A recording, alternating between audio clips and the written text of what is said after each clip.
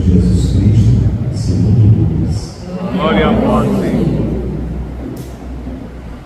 Naquele tempo, Jesus desceu da montanha com os discípulos e parou num lugar plano. Ali estavam muitos dos seus discípulos e grande multidão de gente de toda a Judeia, de Jerusalém, do litoral de Tiro e Sidom. E levantando os olhos para os seus discípulos, Jesus disse: Bem-aventurados vós os pobres, porque vosso é o reino de Deus.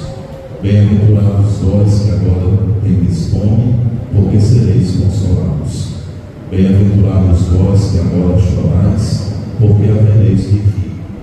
Bem-aventurados sereis quando os homens vos odiarem, vos expulsarem, vos insultarem e amaldiçoarem o vosso nome, por causa do Filho do Homem.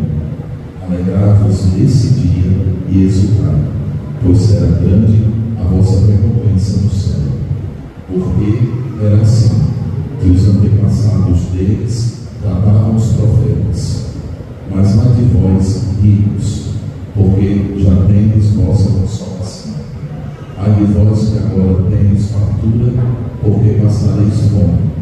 Ai de vós que agora rides, porque tereis luto e lágrimas. Ai de vós quando vos elogiam. Era assim que os antepassados deles tratavam os falsos profetas. Palavra da salvação. Glória a vós, Senhor.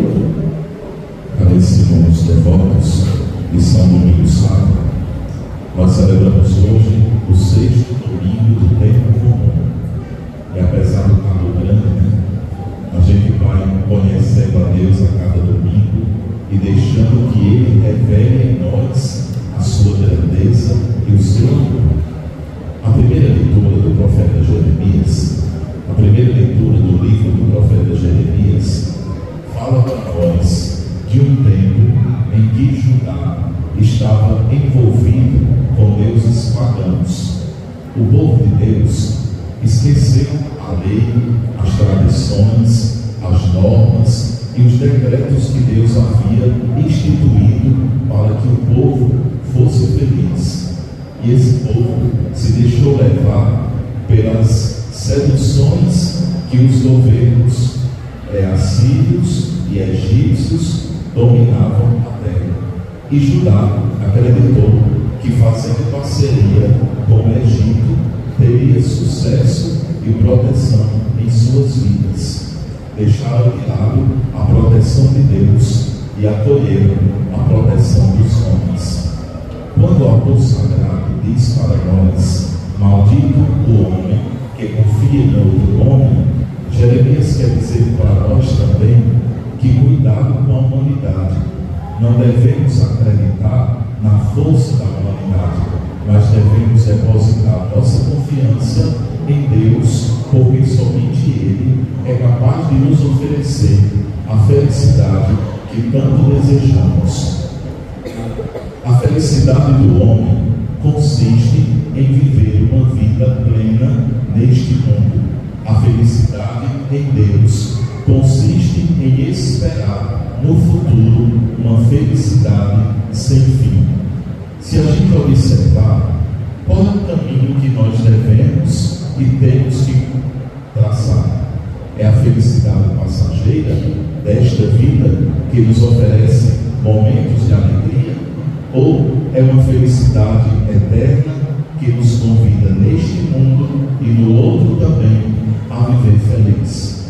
Jesus Cristo, Filho de Deus, nos aponta que a felicidade ela deve ser eterna e conquistada para ser eterna. A felicidade ilusória é aquela que a gente revela a imperfeição de Deus. Como é que se dá a imperfeição de Deus? Quando uma pessoa ela deixa o orgulho falar mais alto na vida dela, ela está revelando ao mundo a imperfeição de Deus. Qual é a perfeição de Deus? A humildade, o amor e a paz. Quando a pessoa envereda pelo caminho do orgulho, ela está escurecendo a vida dela e transmitindo ao mundo a revelação separação das trevas, da morte e do sofrimento. Aí a pessoa diz: mas eu não sou orgulhoso. O orgulho, ele tem várias facetas que a gente precisa identificar para eliminar da vida da gente. Hoje em dia, tem muitas pessoas que não tiram os dentes do parador, porque colocaram facetas nos seus dentes que eram amarelos, que eram pequenos, que não tinham uma beleza estética, e colocaram facetas nos seus dentes. Então ele sorri, o dente brilha, fica branco, como que quiser, mas o dente permanece branco. Essa brancura é falsa, porque não é original, não é o dente verdadeiro. E o orgulho é como essa faceta. Ele tem vários artifícios para nos iludir, e iludindo a gente acredita que é verdade. Então veja só, o homem que confia em outro homem é uma civilização que confia no poder de outro homem. Vou dar um exemplo.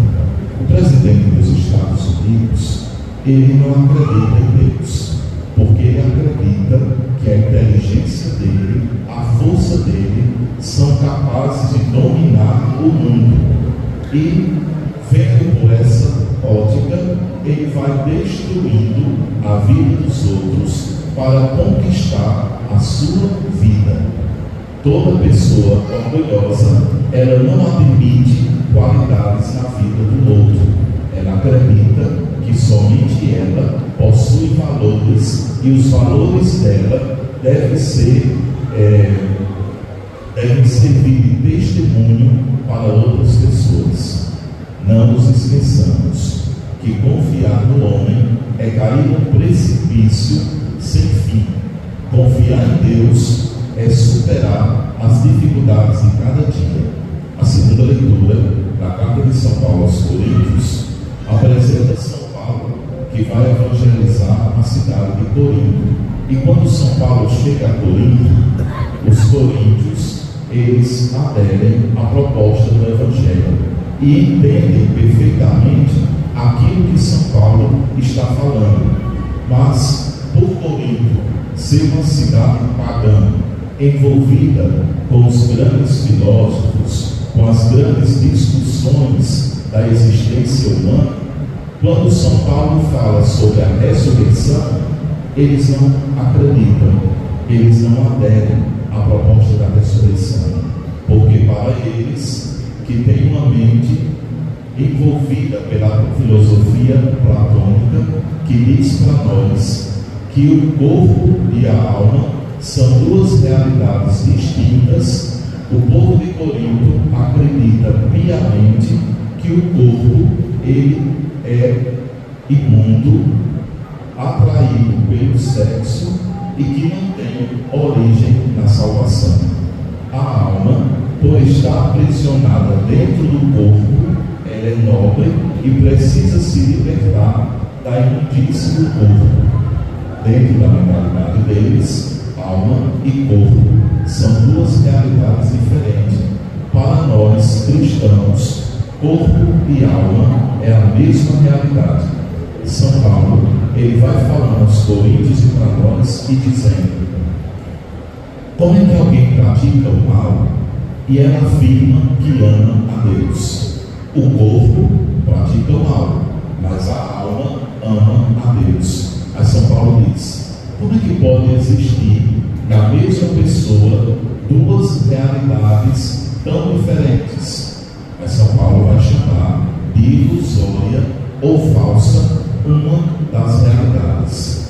Uma pessoa que diz eu tenho fé, mas fala mal da vida do outro, ela não tem fé.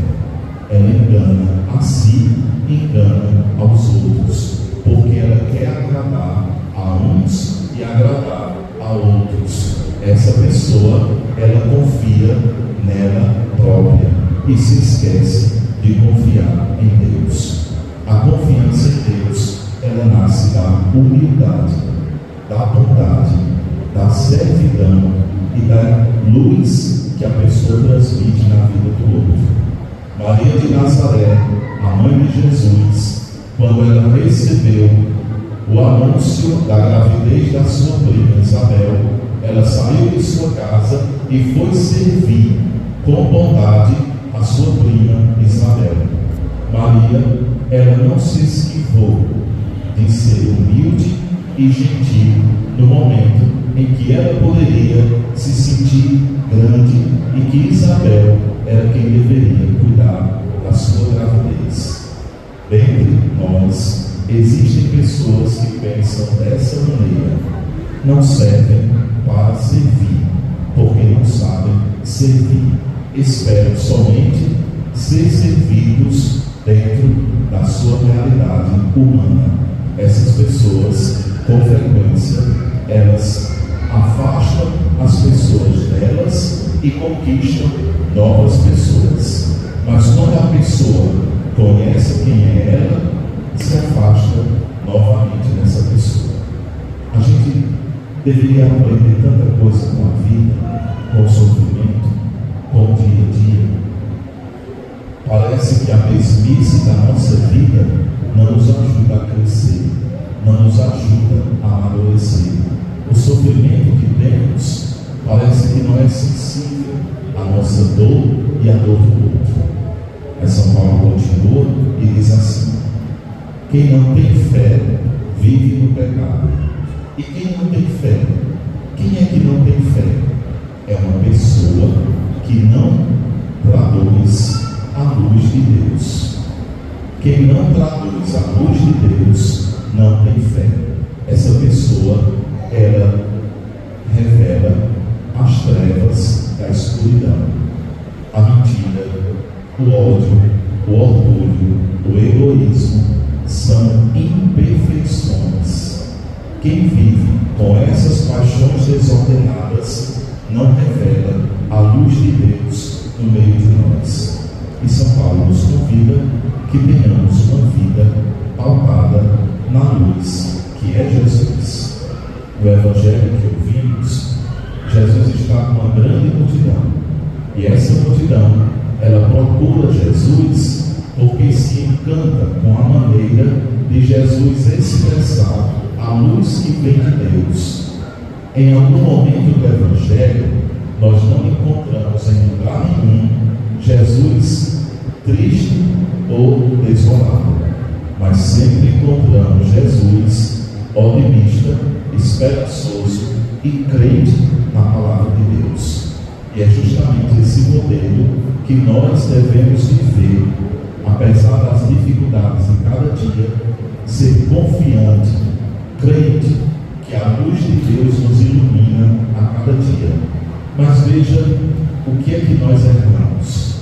Nós esperamos que Deus nos ilumine, mas nós somos às vezes incapazes de iluminar a vida do outro.